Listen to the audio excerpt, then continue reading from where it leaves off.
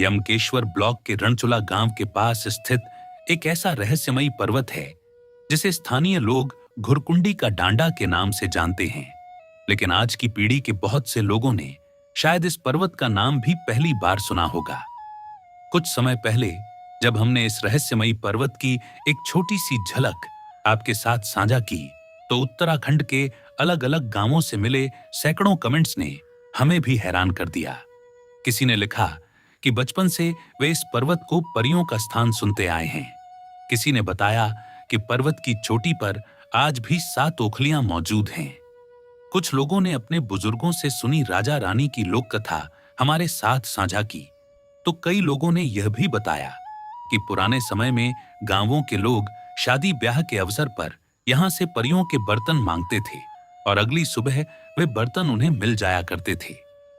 कुछ लोगों ने यह भी लिखा कि उन्होंने खुद इस पर्वत की चोटी पर जाकर उन ओखलियों को देखा है। इन कमेंट्स ने हमारी जिज्ञासा को और भी बढ़ा दिया। अब इस रहस्य को समझने का सिर्फ एक ही तरीका था, खुद उस पर्वत तक पहुंचना।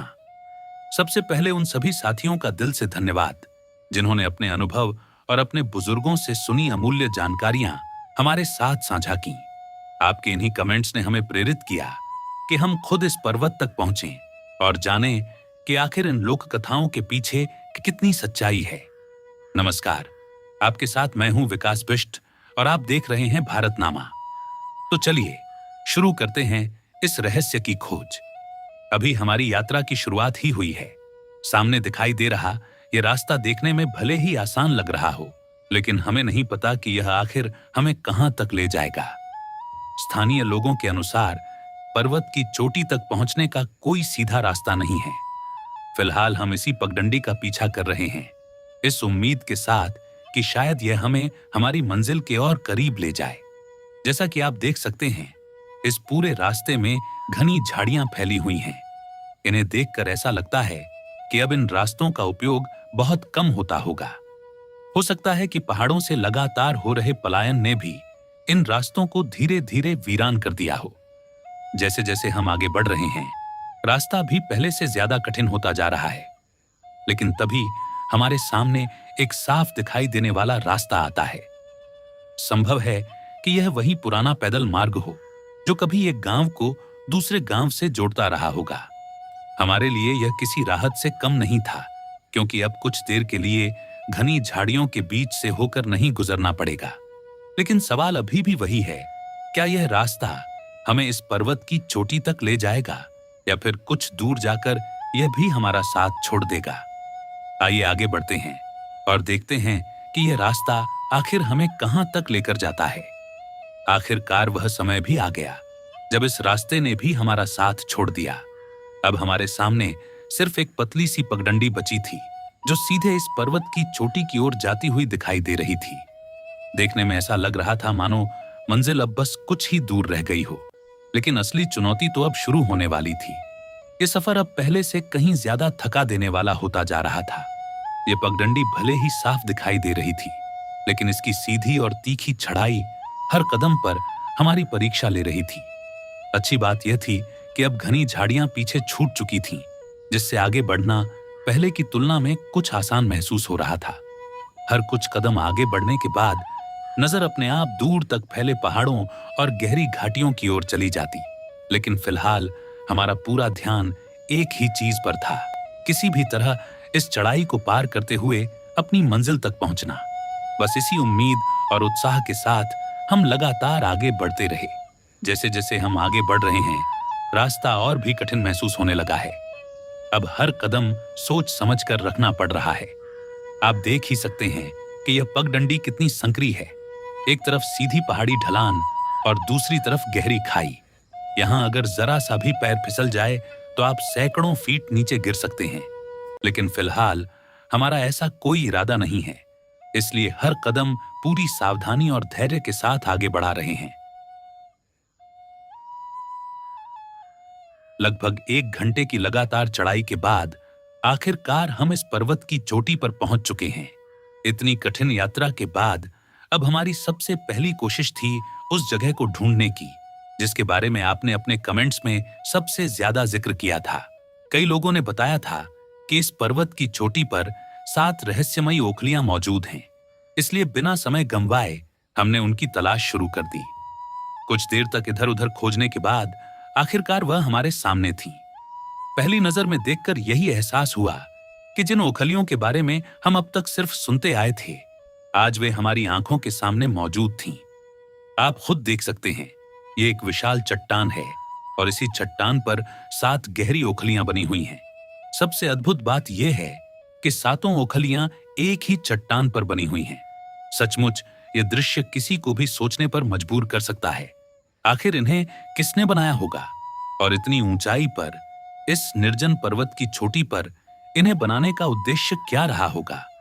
इन्हें देखकर इतना जरूर महसूस होता है कि यह कोई साधारण कारीगरी नहीं है। स्थानीय लोकमान्यता इन्हें परियों से जोड़ती है, जबकि तर्क और विज्ञान ऐसे किसी निष्कर्ष पर पहुंचने से पहले प्रमाण खोजने की बात करते हैं। लेकिन फिलहाल इन 7 ओखलियों की उत्पत्ति को लेकर कोई सर्वमान्य और प्रमाणित उत्तर मौजूद नहीं है। शायद यही अनसुलझा रहस्य इन्हें आज भी उतना ही आकर्षक और रहस्यमयी बनाए हुए है।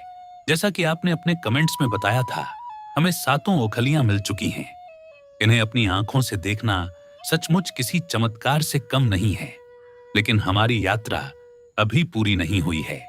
इस पर्वत की सबसे ऊंची चोटी तक पहुंचना अभी बाकी है, इसलिए हम एक बार फिर आगे बढ़ते हैं।